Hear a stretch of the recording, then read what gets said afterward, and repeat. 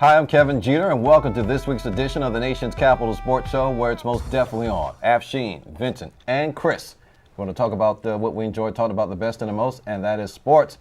Super Bowl Sunday, Super Bowl 47, saw the San Francisco's 49ers take it on the chin against those hard-working Baltimore Ravens, 34-31. None of us came close in our predictions. Actually, we all picked the 49ers to win. Afshin, the game had all the drama of a bar-side brawl, and then some. Yeah, it was like the OK Corral, especially in the second half after the big power surge at the Mercedes Superdome. But it was a really good game, and unfortunately for San Francisco, it didn't roll their way. They made a valiant effort, and they made a nice comeback to make it a quite interesting Super Bowl. Vincent, you got to give the quarterback Joe Flacco some respect now, because after all, this is his first Super Bowl. And he did it with style all throughout the playoffs. He threw a total of 11 touchdowns, no interceptions. He certainly did, and he was shining under the lights. And he really made a good performance, and he deserved to be the MVP. Unfortunately for San Francisco, they just couldn't do it at the end of the game. That's right. Let's talk about the end of the game, Mr. Jerry. Actually, let's talk about San Francisco.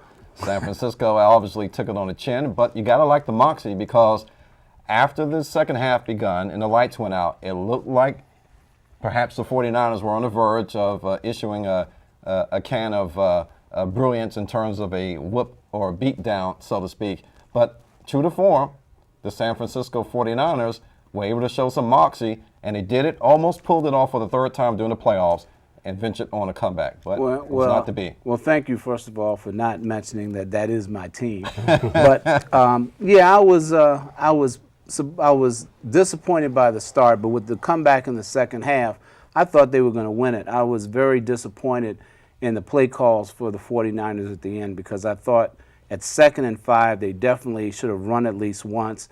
And I think when it happened, when they burned a timeout there on 3rd down, I would have rather taken the 5-yard penalty to push it back to give yourself more room to throw. And that timeout that they burned probably cost them 40 seconds that they could have used. But they made a good comeback, but that's the way it goes, and hopefully they'll be back next year. Well, they're 5-1. They lost their first Super Bowl ever. And unfortunately, Jim Harbaugh still hasn't won his first coveted Super Bowl. However, Afshin, his brother, John Harbaugh, picked up his first Super Bowl, and you got to like it. You do got to like that for him. John Harbaugh started out, he was an assistant for Philadelphia. He was a special teams coach there. And lo and behold, here he is, head coach of the Baltimore Ravens now for the past, 4 or 5 seasons. And one of the biggest plays in that Super Bowl was a special teams play where Jacoby Jones returned a kickoff to open up the second half, 108 yards. So it was a good way to go out for John Harbaugh in his 5th year. All right, let's flash back to 3 minutes and 1 second, Vincent, of the first half. The San Francisco 49ers were defending against their goal. The Ravens, for all intents and purposes, were going to go for a field goal, but lo and behold, it was a fake field goal, and they fell short. But you got to like that gutsy play. Yeah, it was a gutsy play by John Harbaugh, and it proved to be something that at the end of the game didn't really have made a real difference in the game, but had the Ravens lost the game, that might have been a different story. Well, the play would have made conceivably a difference in the game, because as you and I discussed off mic, Afshin, the Ravens were going for the jugular, because at that point they were up by 20-some points, I guess. I think they were up 21-6, something like that. But yeah, they were really going for the jugular there. He almost got the first down. Justin Tucker was very close. Yeah, it was very close. I don't begrudge that call at all. I think it was actually a good call to make. All right, so we talk in terms of the Baltimore Ravens. 468 yards scored against one of the highest. The defense took it on the chin. They didn't defend that well, but you gotta like the way in which the 49ers were really piling it on at the end, and that's something to be said about that team. Well, it's funny when you look at statistics. With the 49ers, Frank Gore ran for 110 yards. Colin Kaepernick ran for 62. They outrushed Baltimore, or gained them in total yards by over 100 yards. You would think the 49ers would have won that game. So I didn't think either defense really played particularly well in this game, which is kind of symptomatic of the way they've come down the stretch. The defenses have not been all that good, but hey, it's the Super Bowl, things happen, and that's the way it goes. Well, the difference to me was in the game when Joe Flacco, who actually cool hand Luke, grace under pressure, no interceptions, and when he was under duress, Afshin, he did not toss the ball away into a crowd. He lightly and politely threw it away.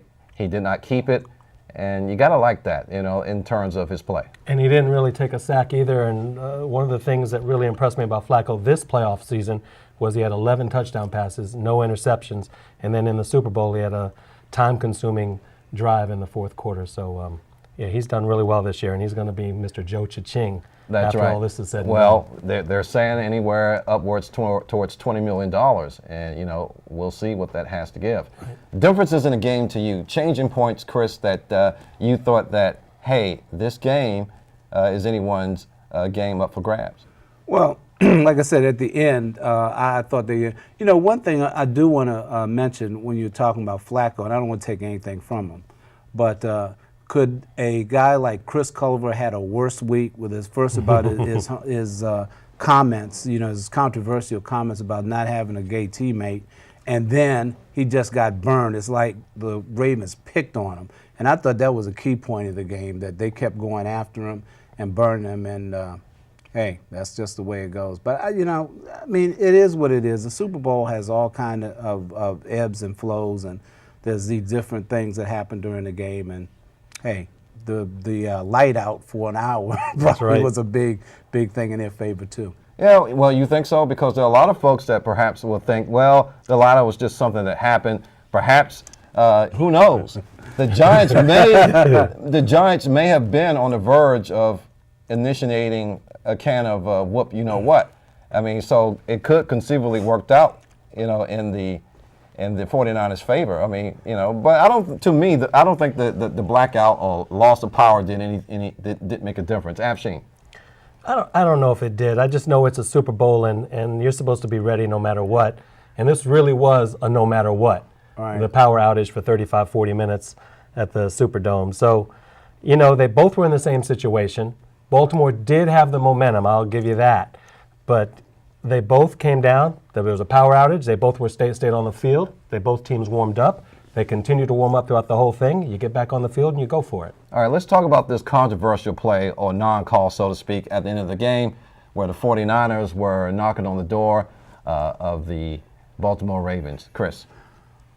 I thought you could make an argument that it was a holding penalty in the end zone. Say it ain't so, Chris. You could make that argument, but I'm not sure that would have thrown it. From my perspective, Colin Kaepernick, the way he threw the ball so far over the head of Crabtree, I think that helped bail the referee out, so to speak, because had he thrown it somewhere where it could have been caught, where it would have been attention paid to it, perhaps they would have gotten a flag. But again, as a San Francisco 49er fan, I'm not upset about that call not being made. I think, 2 weeks ago in Atlanta when a similar play was made and there was no penalty called on a fourth down, and Atlanta ended up missing that, and then San Francisco went to the Super Bowl when they could have scored. So, no, I don't see it on that, Kevin. I'm not too upset about that lack of a penalty call. I'm more upset about the play calls that the San Francisco coaching staff called down the stretch. All right, we have an email from one of our listeners,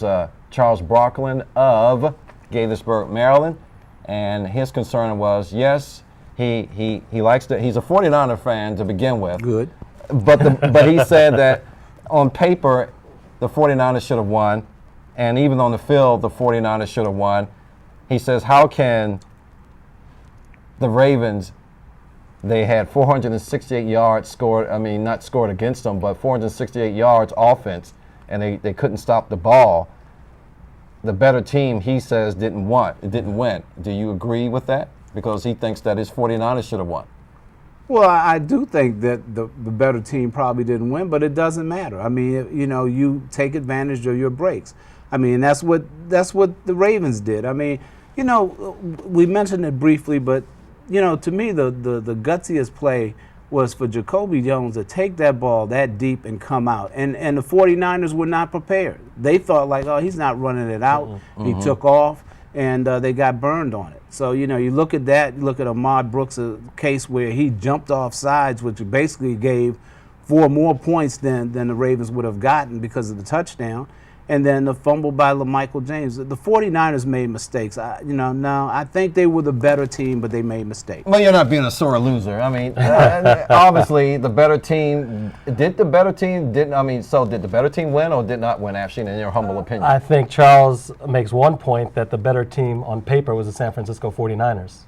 But on the field, they didn't play better that game. Chris made a real interesting point about Jacoby Jones and also the play calling. I think that Baltimore was up on that Colin Kaepernick play at the end of the game where he rolled to his right and took away the whole field, just like RG3 did against Baltimore, and the same exact thing happened. And that's poor play calling, and you got to watch yourself. Jacoby Jones did that 4 or 5 times this year. Yeah. Vincent, did the better team win? No, I don't think the better team won. I think the 49ers, on paper and on the field, were the better team. It's just that the Ravens, their defense, rose to the occasion twice in the second half, and that's what won the game for them. And as they say, defense wins championships. And here's the luxury of it, and actually, you and I discussed this off microphone, if only the 49ers had 3 extra minutes, if only the game was 64 minutes as opposed to 60 minutes, you know. That's just it. You only play 60 minutes. You don't play 64, but if there were 3 or 4 more minutes, the outcome might have been very different. So what's the outcome now for the 49ers, Chris? Do they regroup? Obviously, off-season trades.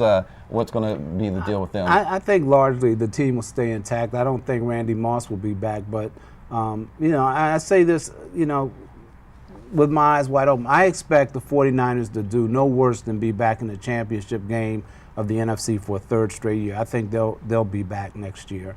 And, the old Bum Phillips thing, the first year we were knocking at the door. Right. The second year we were kicking at the door. Well, next year we're going to, knock the bleep down. And I think maybe that's what we're looking at. The San Francisco, the 3rd year, next year could be the charm for them. I expect them to be back. And what a fitting season for Ray Lewis. Only 2 tackles. The aging veteran at the young age of 37, walks off into the sunset. His 2nd Super Bowl ring. What can you say about that, actually? Yeah, it's a nice way to go out. Not too many players do that, but every player wishes they could walk away like that. John Elway comes to mind when he won his Super Bowl back in January of '99, and now here Ray Lewis is doing the same thing. And one thing I really like about certain players like Ray Lewis, Donald Driver retired this year as well for Green Bay, is that he and people like Driver are players that started with the team that they drafted and never left. In basketball, you could find named Kobe, Paul Pierce, Tim Duncan, and in baseball, Derek Jeter, Chipper Jones. And I think Ray Lewis, that should be commended. Nobody does that anymore. Play with one team his whole career. Yeah, that's totally uncommon. Yeah. Vincent? I think both teams are going to be in the hunt next year, but it's so hard to get back. I don't think it's a guarantee that they're both going to be back next year. But as far as the organizations and looking long term, I think both organizations are very well run. They draft well. They do well with the free agency. In fact, I think this upcoming draft, San Francisco has over 10 picks. Yeah. But there's a good chance that they could meet again next year, but we'll see. That's right. I think personally the end of the dynasty in the NFL is over with. I don't know you guys' thoughts on that.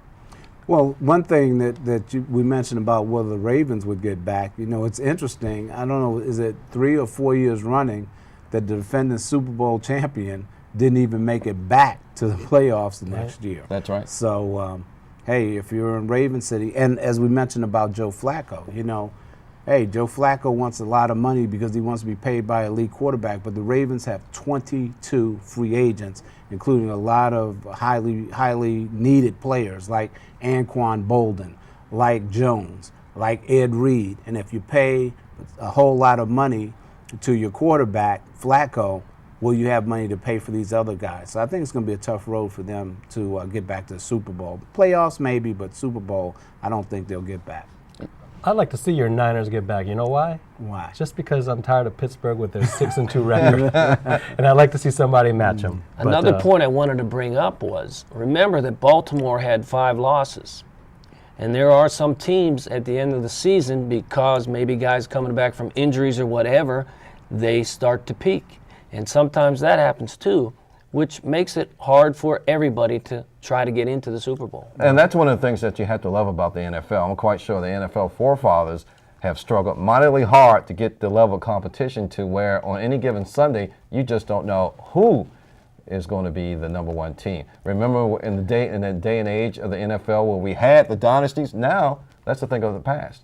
It certainly is, and Chris made a point about the Super Bowl teams the last 3 or 4 years didn't make the playoffs the next year. That's right. Every year over the past, 10, 11 years, about half the teams in the NFL that made the playoffs one year didn't even make it to the playoffs the next year. Unless we talk about the New York Giants who struggled and actually won that Super Bowl, but in my humble opinion, they just limped into there barely. Well, and another little statistic, I'm just quoting this from the top of my head, so our viewers can sit there and see if it's wrong. But, it's interesting that the Super Bowl winner has not had a bye in the first round. Again, right. The Ravens played their first round game. Last year, the Giants played a first round game in the wild card weekends. And I think that's like 3 or 4 years in a row that's happened. So sometimes, you want to get that first round bye and get that rest that first weekend, but maybe the thing to do is play that first weekend, have a role, and come into the Super Bowl. All right, I want to remind everyone that you're listening to the Nation's Capital Sports Show on Stitcher.com. Check us out.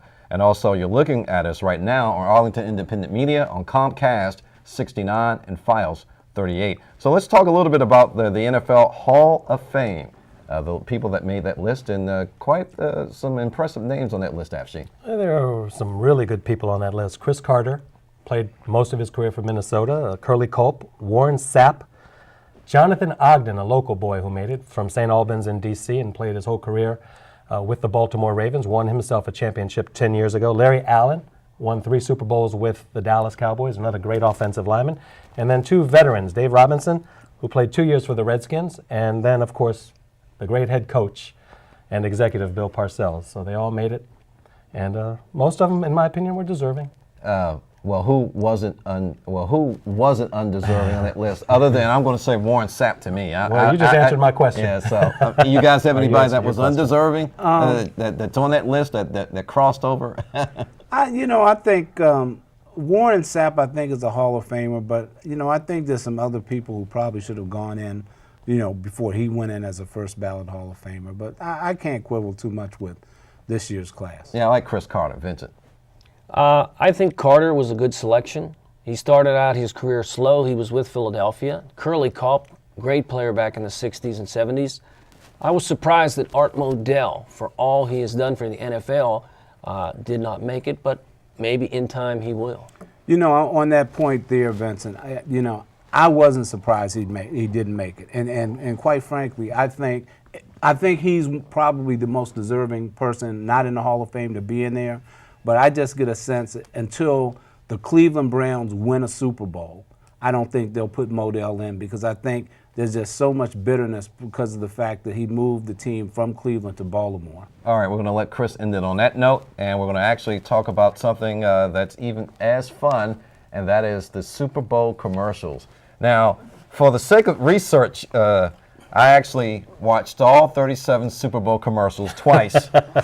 And let me tell you, there were some fun ones in there. There were some ones that were questionable. And I'm going to set this up. I kind of like the Doritos Goat for Sale one. I thought that one was actually funny. And I also thought the Volkswagen commercial was, "Get happy, man. Yes, man." I like that one. I thought that was pretty funny. Don't be a cloud on a sunny day, Turn the frown around. I love, aren't you from Minnesota? That's right, man. Land of 10,000 lakes. The Gopher State. The Gopher State, yeah. That's good. Anything come to your mind, Vince? You had any favorites in there? Yes, I did. I liked the Clydesdale commercial. And also the commercial, I believe it was Wendy's or Taco Bell, the older people. Oh, yeah, I like that with That the was seniors. a real good one. Yeah. And the Volkswagen one was good. And then there's the top one with the Miracle Stain 49ers. Basically, let's set that up with you had the 49ers fan, the Miracle Stain with Joe Montana. And he was getting all sorts of props, and he was going to sell that and make millions of dollars off of it. Lo and behold, he got home. His wife had washed the jersey, washed off the Montana stain, and then she had on a Ravens jersey, and she says, "Yes, go Ravens." That was a good one too. Yeah. Yeah, I thought probably my favorite one though was the one with the voice of the late radio man Paul Harvey for Jeep doing the commercial about farmers. I thought that was really good. That turned out to be my favorite. Oh, that was a nice one. And the other one was, I think it was with Oprah. It was a Jeep commercial, Whole Again. Nice slice of life type of commercial. I really like that. It kind of brought a little tears to my eyes. I guess in my older age, it stirs me up emotionally, but it depicts a lot of Americans in everyday life, and then it paid homage to our troops, and that was a good commercial. Yeah, they were pretty much, there were some really good ones, but there were a lot of bad ones too. But the ones we just pointed out I thought were pretty good. Yeah, well, let's talk about the stinkers, so to speak. Go Daddy with the Beauty and the Nerd. Okay, that one was kind of off-putting and kind of like disgusting, but nonetheless, you pointed out one thing. It's probably going to bring some business. And the model that did this had actually said, hey, she wanted extra tapes of this commercial where she was kissing the nerd. And obviously to the chagrin of this guy that was the nerd, so to speak, I'm quite sure he was enjoying himself. He looked like it even in the commercial. Revenge of the Nerds. That's right. And the other one was Giltman fabric or T-shirts. That was just kind of weird. The commercial started out with, you thought it was going to be a clothing commercial, and then they ended up with the T-shirt and the silk and that. And then the one that was eye candy for the females out there, the Calvin Klein underwear commercials.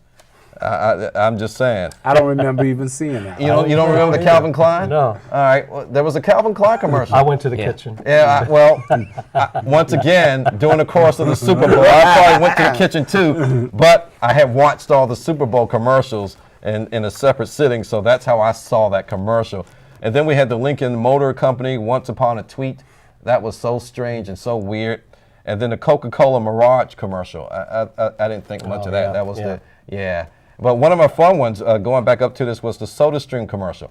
Yeah, that was the one where you had the Coke and Pepsi drivers racing towards the supermarket, and then all of a sudden, their sodas on their thing start exploding, and then they look back and turn to the trucks, and their Coke and Pepsi trucks start exploding too. But I digress. But hopefully you have some favorite Super Bowl commercials out there, and if you do, tncsportshow@gmail.com.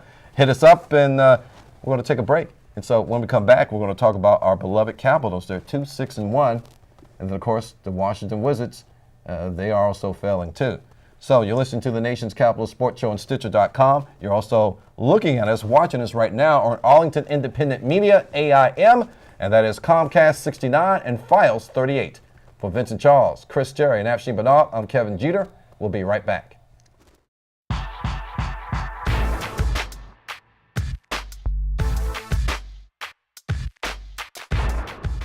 Hey, welcome back to the Nation's Capital Sports Show, where it's most definitely on. I'm Kevin Jeter, Afshin Bernard, Vincent Charles, and Chris Jerry. Let's continue talking about what we enjoy talking about the best.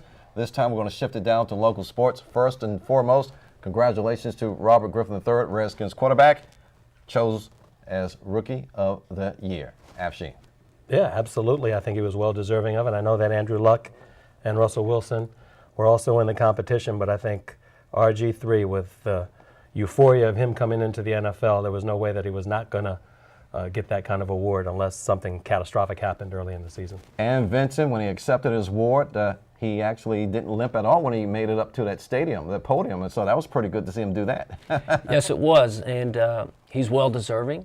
He had a lot of competition in winning the award, but it's great to see. That's right. Chris. Yeah, I congratulate him too. I mean, I guess so. Only if Kaepernick were a rookie. Yeah, I'm still getting on my 49ers. No. It was well deserved. I thought he got the award over two other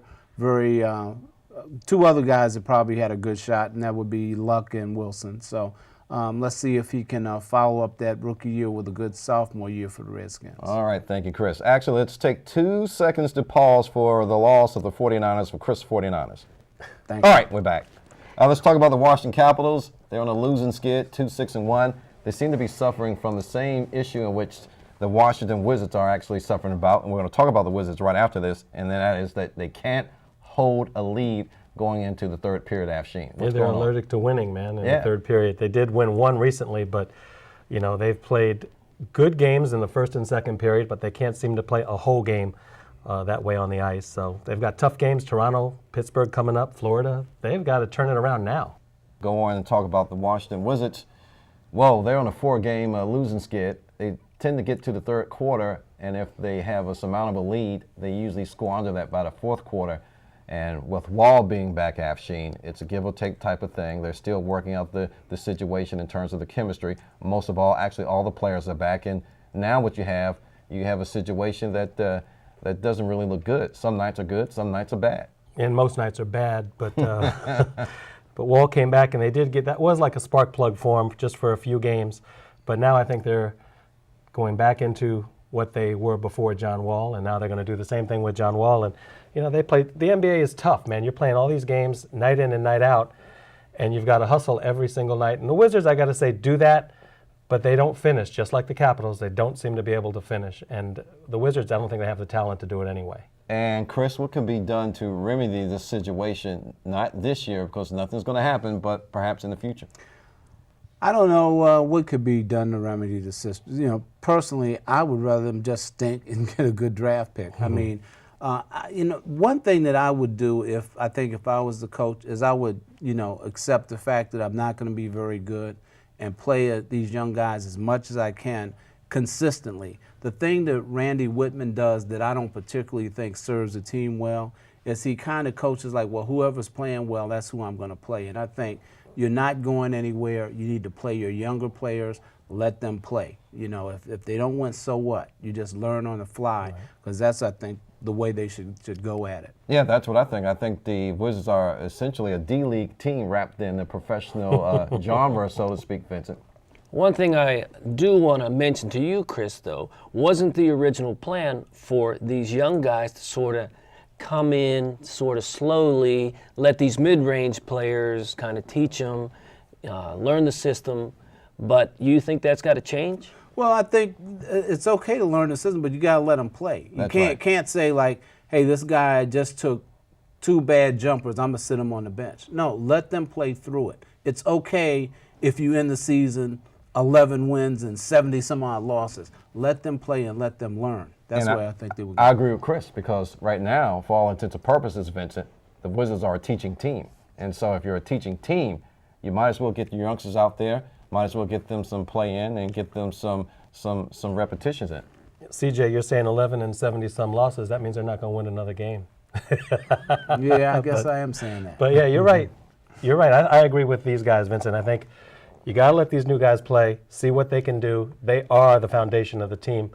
Hilaria, or Nene, I should say, is not. Neither is Emeka Okafor, and maybe neither is Trevor Ariza, the veterans of that squad. But you're talking about John Wall, Bradley Beal, Kevin Seraphin. That's the foundation of this team. Let's see what they can do, and let's see what they can do now. And even if it means being on a lottery team, so be it. Well, I was going to ask you, who's in the draft coming for this coming year? I don't think it's going to be a strong draft class. But then again, I haven't even looked at that yet. I haven't even gotten that far. Chris? This draft class, you know, Nerlens Noel is the one guy that I can think of at Kentucky who may be a potential #1 pick, but draft's not going to be really deep. All right, we're going to let Chris have the last word on that. And on this note, parting is such sweet sorrow, but we got to get out of here. And before we do that, Afshin, we want to thank our wonderful staff. Again, of course, Devin Gallagher is our producer, Charles Smith, the director, but so many great staff members here at Arlington Independent Media. Janar Stewart, Ken Briley, Steve Cordell, Jonathan Kim, Philippe Diaz, Misty Sweet, and of course our double nickel man, Craig Syfax. A great job that they all do, and I love being here with them. So I do too. Yeah. We all do. Why'd you call Craig the double nickel man? Because, man, he had 55 at Washington League back in the day, so he says. Oh, boy, that's a different conversation for a different day. On behalf of my esteemed buddies and colleagues, Chris Jerry, Afshin Bernard, and Vincent Charles, and Kevin Jeter, we thank you for listening to the Nation's Capital Sports Show on Stitcher.com, Podomatic, and, of course, iTunes. We're all over the place. And we thank you for watching us here on Comcast 69 and Files 38. I'm Kevin Jeter, and this is the Nation's Capital Sports Show, where it's most definitely on. Take care.